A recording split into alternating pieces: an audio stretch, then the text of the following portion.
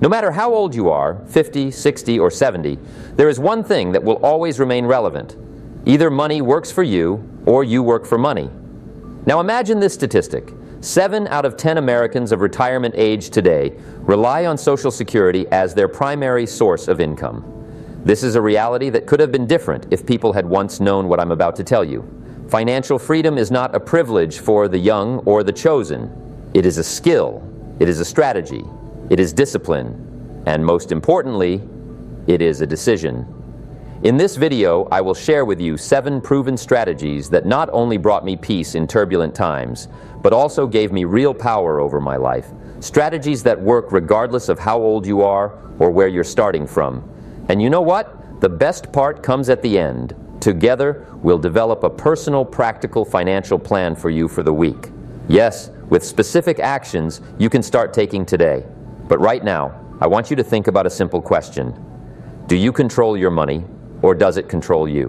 When I was young, I thought the most important thing in life was to find a good job, a stable one with health insurance and a pension plan. And you know, many of us live that way. 40 years at work, 40 hours a week, only to end up with 40% of what was never enough to begin with. All of it, in the hope of a peaceful retirement. But here's the truth that was revealed to me when I was 25. It doesn't matter how much you earn. What matters is what you do with it. I remember my first meeting with Earl Schaff, my mentor. He looked at my financial situation and asked, "Jim, have you ever saved even 10 cents from every dollar?" I answered, "No, Earl, I haven't." And he just smiled and said, "That's where we'll start." That was the first principle. Learn to manage even a little if you want to have more. I was 25 and I was broke. Completely. In debt with no prospects, no plan. But from the moment I started learning financial literacy, not from newspapers, but from philosophy, everything began to change. Not immediately, but over time. Because wealth doesn't appear by accident. Wealth is the result of the right habits and the right mindset. See the paradox? People believe financial well-being is about income. If only I earned more, they say. But no. True financial well-being is a matter of decisions, a matter of discipline, a matter of long-term thinking. You can have $1 million and lose it within a year. Or you can have a modest income and build a legacy. I've met people who earned very little but had freedom. Why? They lived below their means. They invested in knowledge. They didn't chase instant gratification. They built brick by brick. And you can do the same. It doesn't matter how old you are. What matters is the decision you make today. One man once told me, "Jim, I'm already 60, it's too late to start." And I answered, "When is the best time to plant a tree?" 20 years ago. And the next best time? Today. Because today is a new start. It's a chance. It's a moment of truth. And if you take responsibility for your money today, you can change not only your financial future, but your inner state. From fear to confidence, from lack to abundance, from uncertainty to wisdom. The 7 strategies we'll explore next, they're not just tips from books. They're what I've lived, what I've seen in the lives of thousands of people. And each one starts with a simple yet profound question. Are you the master of your finances or a guest in your own bank account? Remember, money is a servant, but a very dangerous master. Learn to manage it, and it will serve you for life. Otherwise, you'll serve it day by day, paycheck by paycheck. And that's not the life for you. Right now, this is the moment to take out a notebook. Because we're not just going to talk about financial freedom. We're going to create an action strategy for you at the end of this video. Not theory, a plan, and I want you to be ready. Let's start with the first strategy my mentor once explained to me. Learn to live on 70% of your income, not 100. And definitely not 110 like most people do. This habit became my starting point. It's simple, yet powerful. At the time, I was earning very little, and I thought, I'm barely getting by as it is. How can I possibly save anything? But Earl said, if you can't live on 90% of your income, you won't be able to live on 1,000% either. That was a shock, and it was true. Financial management is a matter of self-discipline, not math.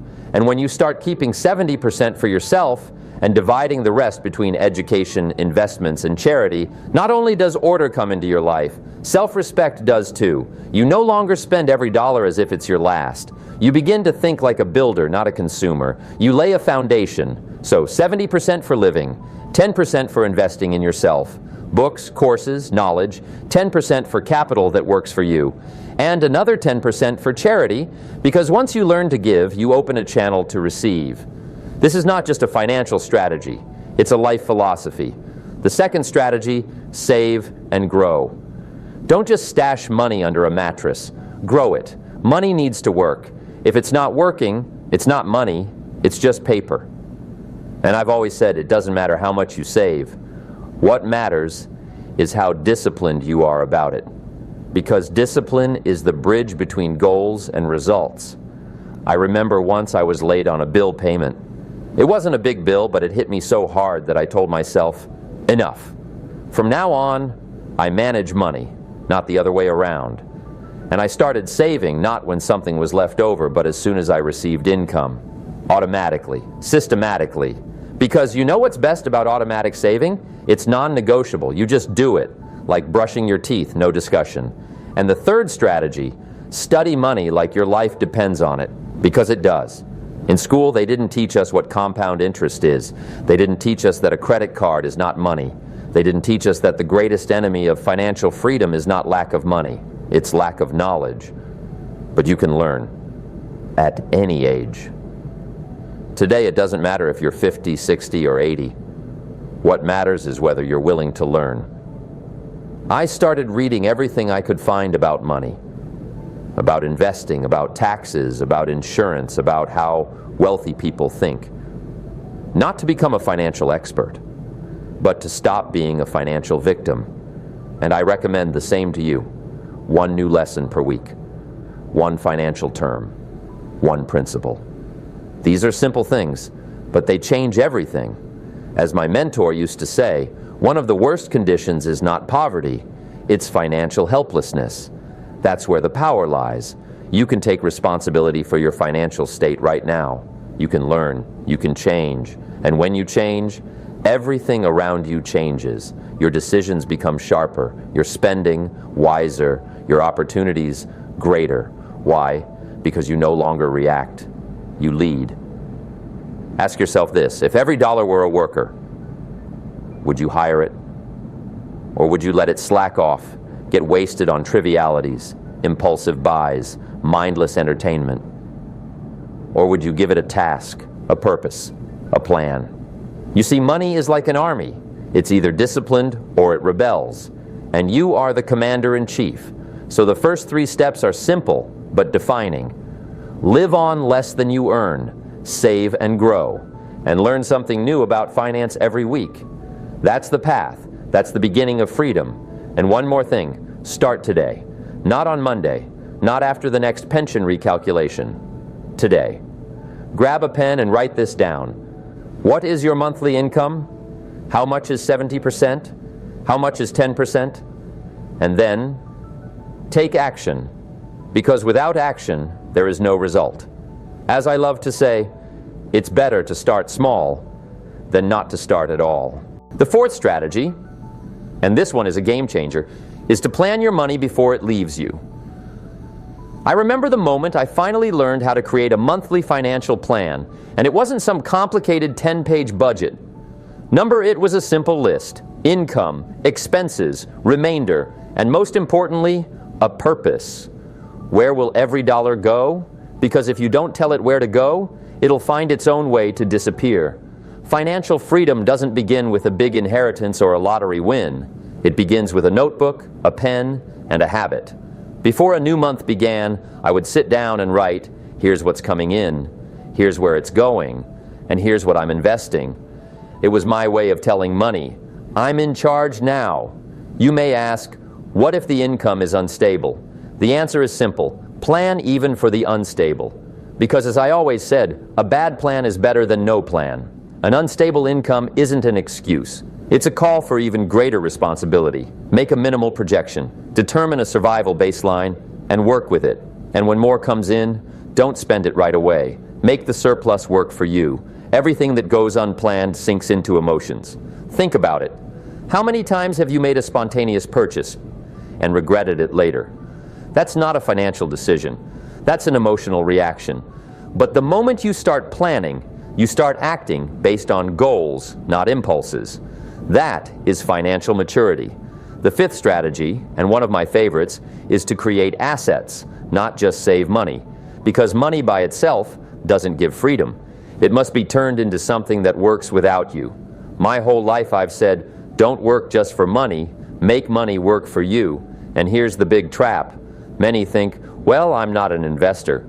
I don't have enough to buy or invest in anything. But an asset isn't always about stocks or real estate. An asset is anything that brings you income or value over time. Skills can be an asset, a small business, an asset, even a well-written book that's read for years and it is an asset. I started with buying books and turning them into knowledge into ideas, and ideas into products.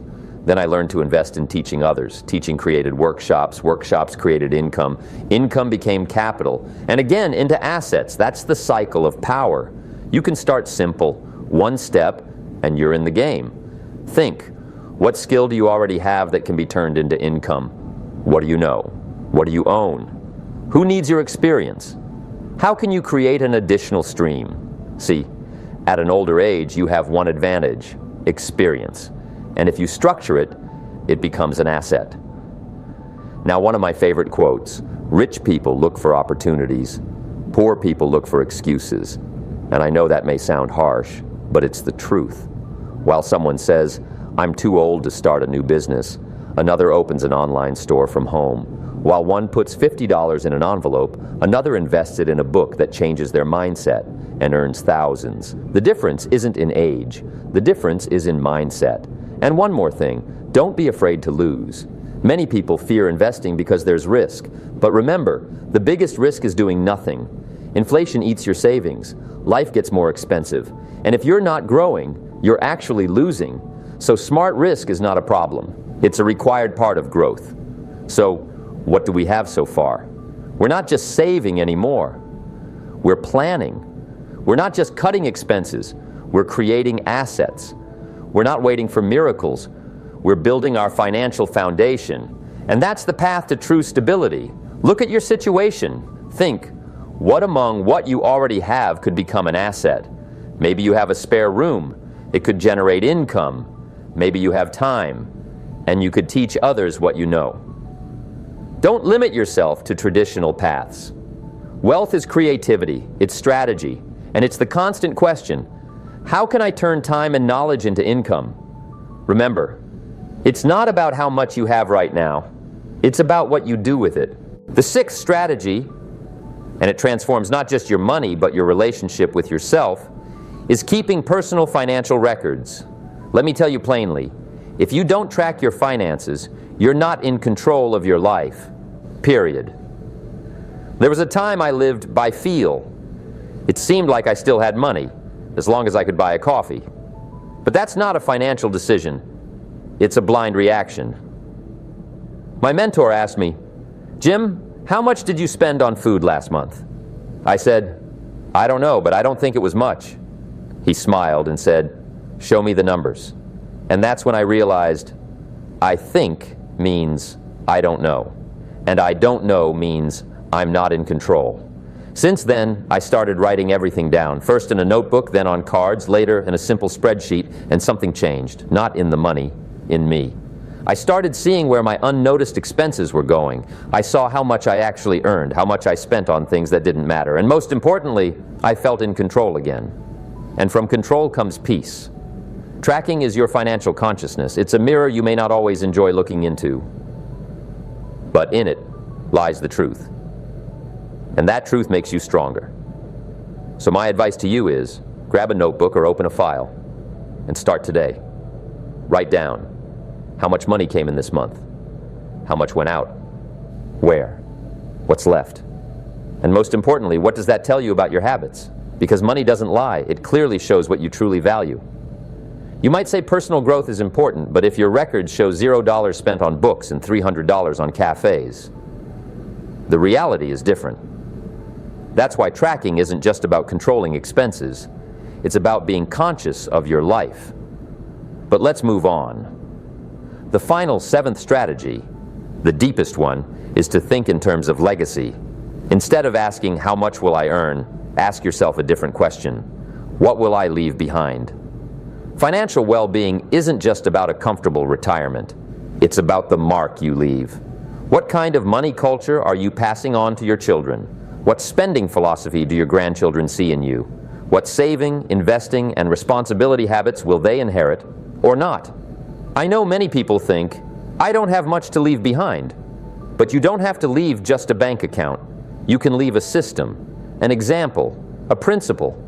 If your kids know you always lived responsibly, invested in knowledge, avoided debt, and thought strategically, they've already inherited something powerful, and that legacy will last longer than any check. I remember a story. An older man, a farmer, he didn't have a large estate, but he had records, journals, decades worth. He tracked harvests, expenses, profits. And when his children saw this, they saw a system. They saw that their father wasn't just a laborer, but a thinker, a planner, an entrepreneur. And that legacy changed their lives. Think big. Not just, how do I get through this month? But, how do I build a philosophy that will outlive me? As I once said, success isn't what you get, it's who you become. And when you become a financially responsible person, you become an example. And that's worth more than any amount of money. True wealth isn't just in the bank, it's in the heart, in discipline, in wisdom, in the ability to say, I didn't just spend, I created. I didn't just consume, I built. I didn't just live. I left a path for others to follow. And you know the best part? It doesn't take millions. It takes decisions, small, daily, consistent ones, to calculate, to save, to preserve, to give, to teach. That's the formula. So let's draw the line. We've walked through 7 strategies, from expense control to planning, from investing in yourself to building assets, from habits to legacy. And now I want you to take one more step. Apply them, because knowledge without action is just intellect, but knowledge with action is power. And now, it's time for action. You know what separates those who just listen from those who change their lives? Reflection and decision. Because you can watch hundreds of videos, read dozens of books, and still stay in the same place. Or you can pause, look in the mirror, and honestly ask, where am I right now, and what am I ready to change? I invite you to do exactly that, right now. Find a quiet moment. Grab a notebook, a sheet of paper, or your phone, and allow yourself an honest conversation with yourself. We'll go through a short assessment, 10 areas of your financial life, each with a simple question. Your task, rate yourself from 1 to 10. Remember, 1 means, I completely fail at this. 10 means, I do this consistently and confidently. This isn't a score from someone else. It's not criticism. It's your financial mirror, and it will help you see where your strength lies and where you need a plan. Write down your ratings, just in a row, 7, 5, 2, 4, 8. Don't try to be perfect. Be honest, because honesty is the first step to change. Here we go. How confidently do you manage your monthly expenses?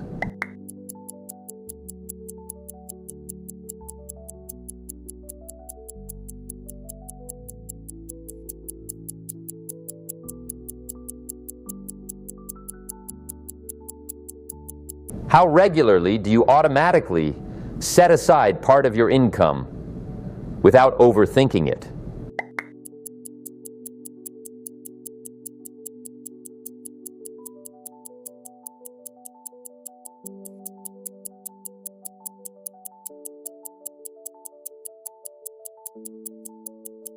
How often do you invest in your financial literacy?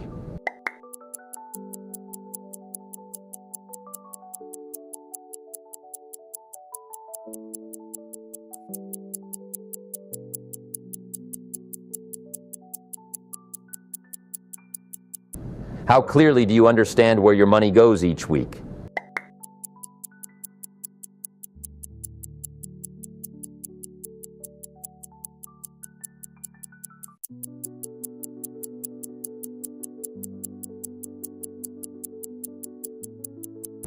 How detailed is your income and expense plan for the month?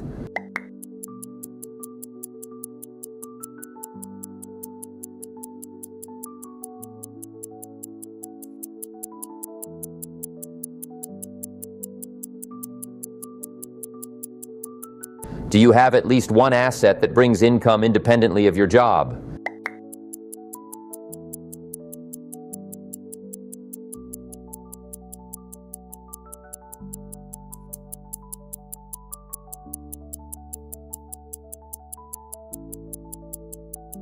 Do you have an emergency fund, at least enough for 3 months of living?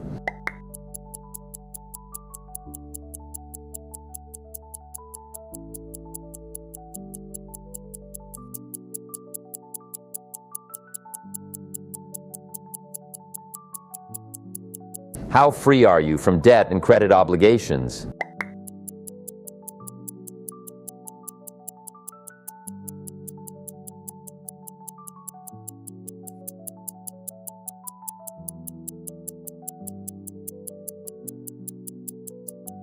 How often do you talk openly and calmly about money with your family?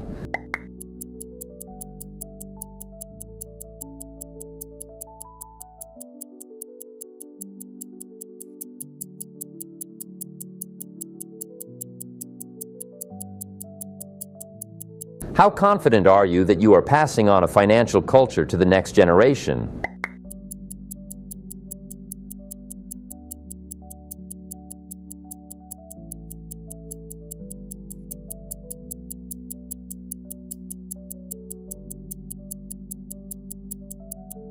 Now look at your list. Which area has the lowest score? That's your weak point, but also your greatest opportunity, because by changing that, you change the whole system. Like a mechanism, if one gear doesn't work, everything stops.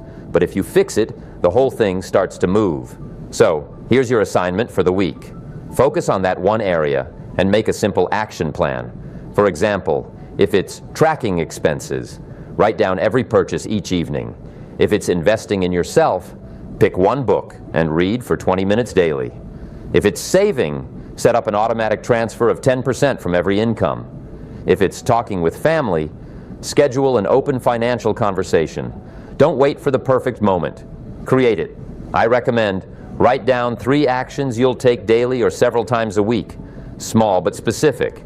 It can be something as simple as check account balance or save $5 before bed. The secret is consistency, because small disciplines create big changes. After a week, return to the same scale. Check. Has the score changed? How do you feel? What became easier?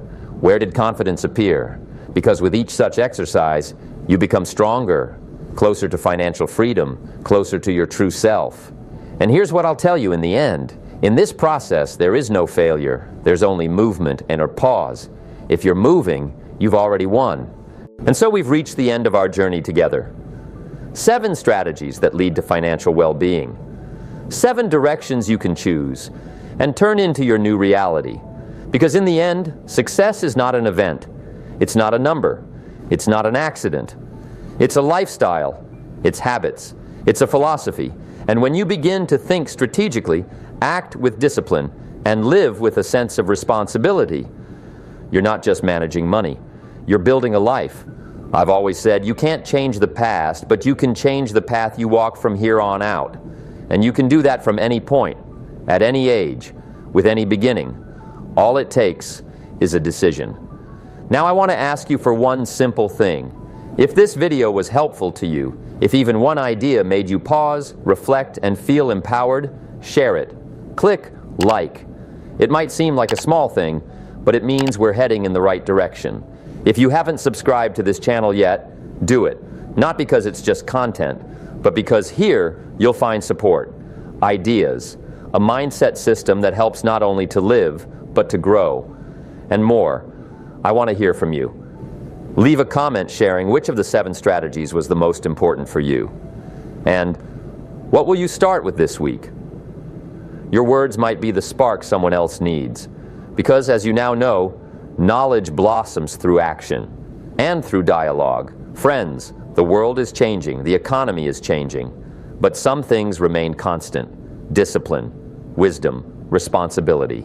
And if you have these qualities, you have the power to create any financial future you desire. I believe that, and I believe in you. Remember, you are the architect. Your thoughts, the blueprint, your actions, the tools, your life, the project.